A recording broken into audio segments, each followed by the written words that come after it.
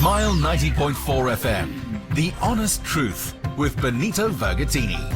Just gone 9 o'clock. A very good evening. And being it a Monday evening, it's time for the Inspiration Hour. Monday evenings between 9 and 10, it's the Inspiration Hour with Andre de Toit. Andre, the bigger positive guy. Firstly, is Karien de Waal. Hello, Karien. Welcome to the studio. Hi, Andre. I'll tell you all her little secret things that she's up to.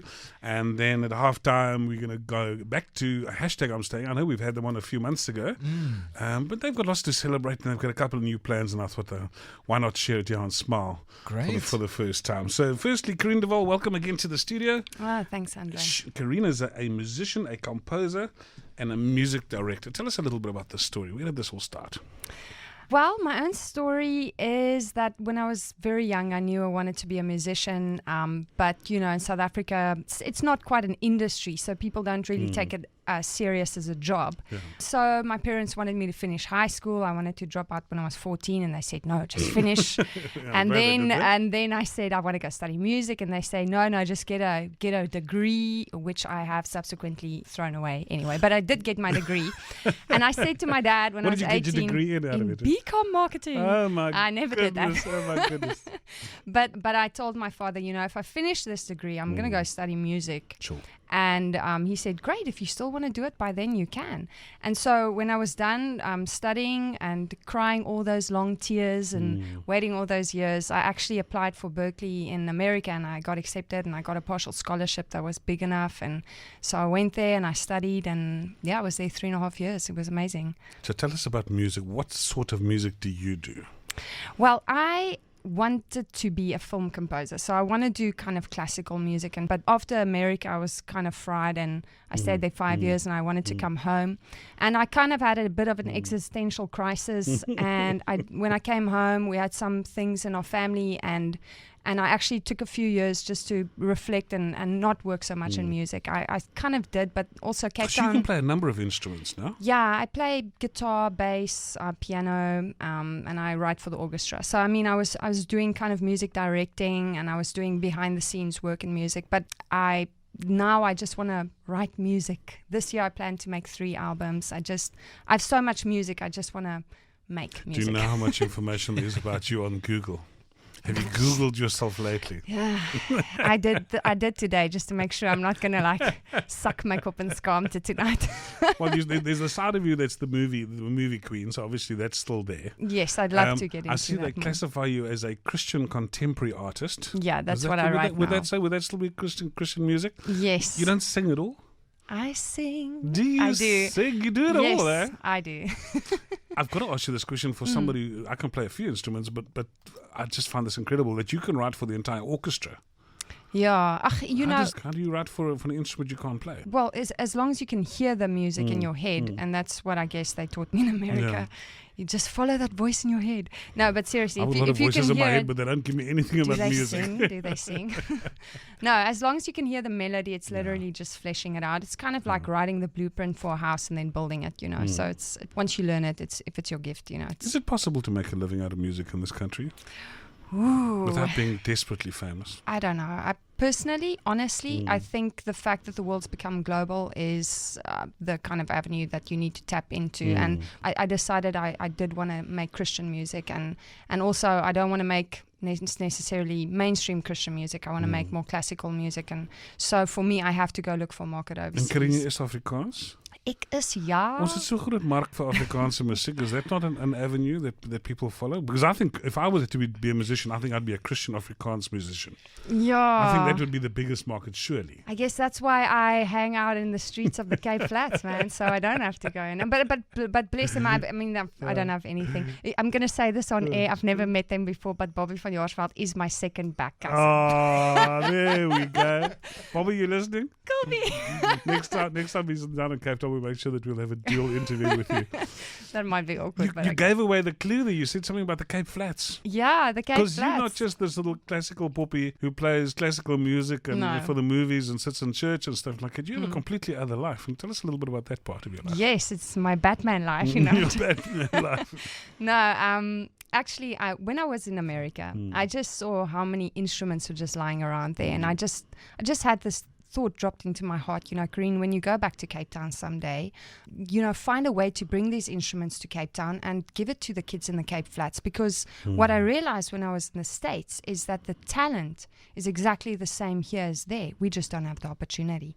And so I truly believe we have a gold mine in the Cape Flats. And so I am essentially mining for gold in the Cape Flats. And what we want to do is we want to start a movement, work out a structure and get an app going that we can actually mainstream or streamline, that's the word, streamline the donations of secondhand instruments and crowdfund new instruments on a continual basis, and then find a way to redistribute it in the Cape Flats, but the whole Western Cape, because gangsterism is a massive problem, and a gang is essentially a group of kids that bond. So music does the same thing. If you can bond them around music, if you can replace every gang with a band, can you imagine how it would sound in the Cape Flats? Can you imagine how it would sound if this music's coming out from every block? So you So look at that's the America, you vision. see lots of instruments here. You come back to South Africa, and obviously the first thing you do is you drive out to the Cape Flats. That's exactly I'm what sure I it can't be that simple. No, how no, did not you get quite. in? Where did the vision come from? And why not somewhere else? Why not something else? Why not a smaller group of people? Why not a school or a... I mean, I think I'm very good at teaching, but I don't have a passion for teaching per se. But yeah, I actually ate a lot of biltong, and no, seriously, this is the story. So I was always at this biltong store like 4 times a week, and so my friend Liesel was working there, and one day in 2017, Liesel came, I came there, and I was like, "Oh, Liesel," and she said, "You know what happened this weekend, Karien? My cousin's kid got murdered in the house in front of the family. Gang violence, 21 years old." And at that point, I'd already decided that this was the year for Joint Bands of Gangs, 2018. And so I asked her, Liesel, can I, after a few months, I was respectful, but I asked, can I come in and maybe talk to your cousin? And she actually came back to me and she said, there's a whole bunch of ladies that want to talk to you, Karien. So I pickled into her neighborhood, which was Scottsdene, with a camera, and I started talking to all these women that lost their kids. And so I knew that's where we were going to start. But the coolest thing is that the guy that works at our gate, Flip, now he also became my friend. And for 2 years, he was asking me, Karien, kan jy nie kom teach for the kids daar nie? There's a lot of gang violence, because there was a lot of violence at a point. And I said, Flip, ek kan nie, ek werk now, But Flip and Liesel actually stays on the same block. They stayed in the same street, essentially. And so when I came into Scottsdene, it was very natural that I had these 2 close allies. And so we started right then. We started music lessons for the So I for the understand gangsters. how you're getting into it. You're getting in through the parents? No, we actually, I mean, I came, they became my friends essentially. So really, I came to Flip's house, I had tea with his family, and then we were like, let's start something. So it's a, But- and it's a relational business. It's so relational, like everything is relationship. And I'm not going to come in there and trying to do my own But thing. you're not forcing kids to join bands or anything like that. No, we are do you? invite the gangsters So, and... so you invite gangsters and you go up and you say, Rashid, kom. Ja, Ons speel 'n bietjie No, I gitaar. say So- Mitchell and Sammy and Mark. No, but the people are waiting for their they're waiting for it. opportunity. They're waiting for their opportunity. But nobody wants to give it. People are scared of them, man. They just, I'm telling you, drugs is an industry. Yes, absolutely. And when we get more work, that industry is going to dissipate. yeah. They're in that for it's their job, And if you drop out of school, that's your job prospect, So I don't blame them. I don't judge them. We love them, and This is not a question that I warned you about. But do you think there's something about the creative process of playing a musical instrument that does something to your brain? Oh yeah, absolutely. First of all, it's extremely relaxing once you don't die from pain when you start playing. So everybody's like, hey, nah.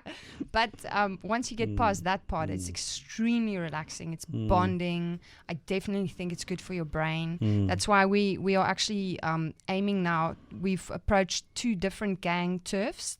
We've approached the young kids, and so we're going to make a combined class of the quote-unquote future gangsters, and everybody's bought in, so 2 times a week in a week from now, we're going to start 2 times a week giving lessons for the younger ones. And So what age group are we looking at now? in the under 12-year-old brain development phase, we're going to give the under 12-year-olds lessons, but So we're looking we've at primary worked, school children? yes, primary and maybe standard 6 and standard 7 but then the gangsters are teenagers up until their 20s, so it's a mingle moose. You can't like really go in boxes when you go in there, because everybody's And together. what instruments are people playing?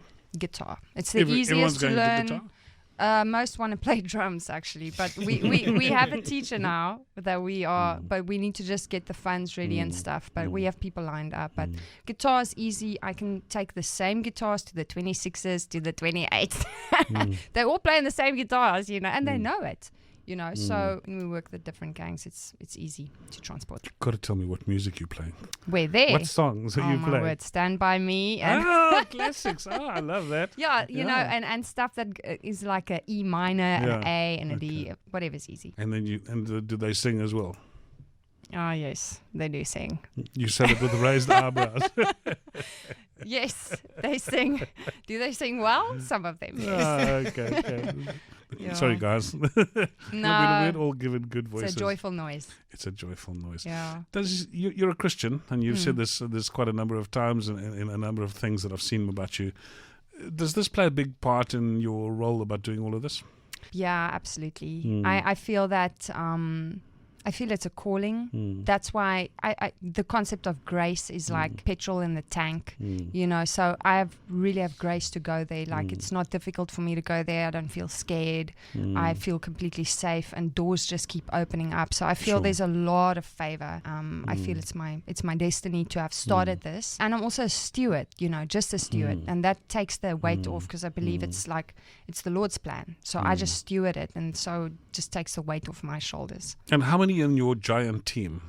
The team varies. So we started out with an amazing guy, Mario Rousseau, who was instrumental in helping us start, and he came in with his Blueprint Trust Identity course.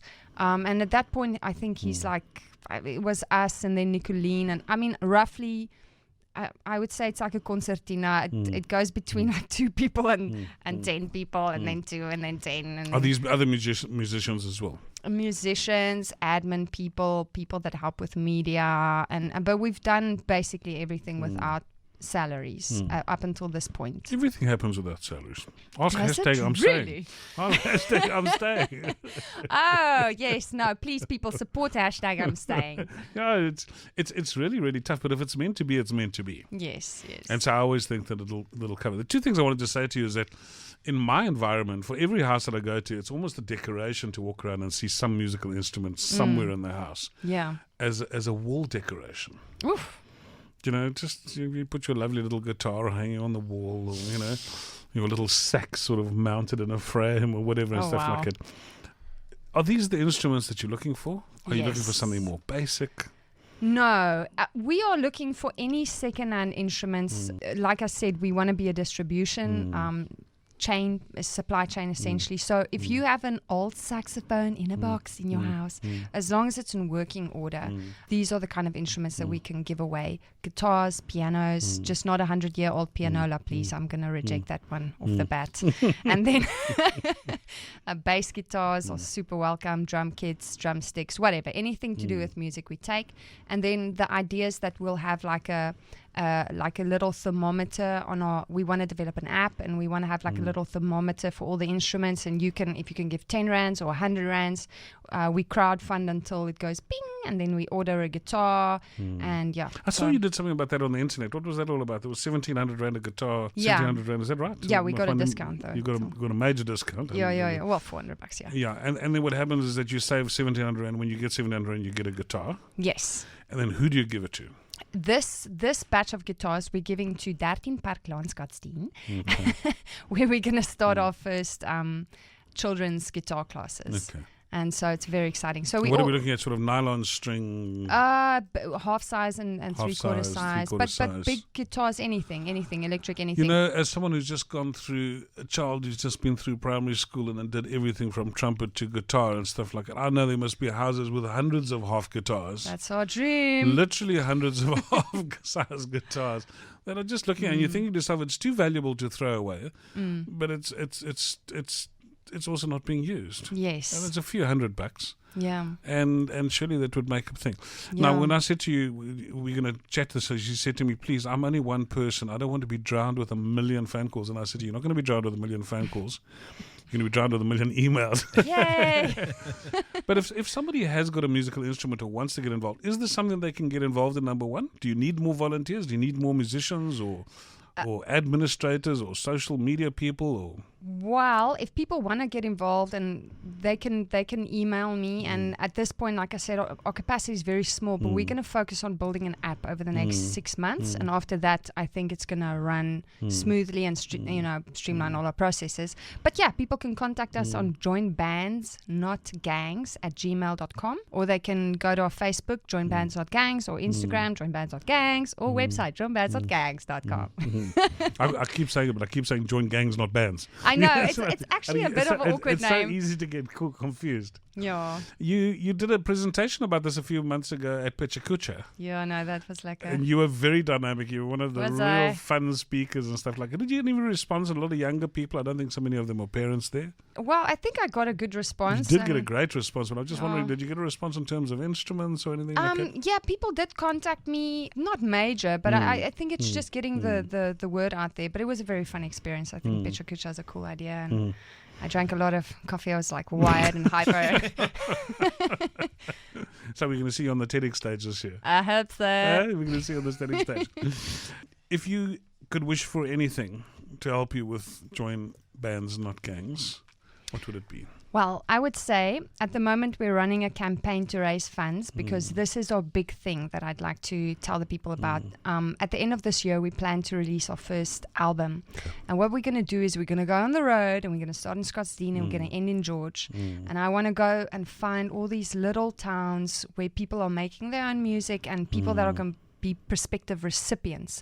And we're going to have them do a song, and we're going to record it and do a little docu around it and do a music video, and then we're going to put it out on YouTube, and it's going to be this inspirational. So you're not just putting your hand out and saying please give, you're going to go do something, you're going to actually make something. Yeah, no, we're going to go like explore the situation of music in the Western Cape.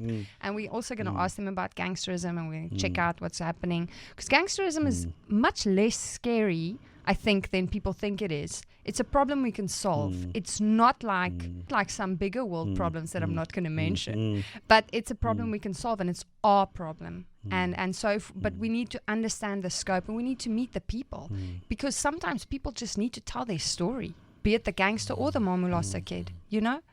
And so we're going to go and tell that story, but we need to raise funds for that. Yeah. And we have a give and gain campaign for that. So if you want to give instruments, that'd be great. If you want to sponsor an instrument, you can let me know and donate to that. Or if you want to give to our tour, you can do that. Okay, let's just have that address again. It's Join Bands Not Gangs. So if whatever you forget everything, just remember that. Join Bands Not Gangs. And Facebook.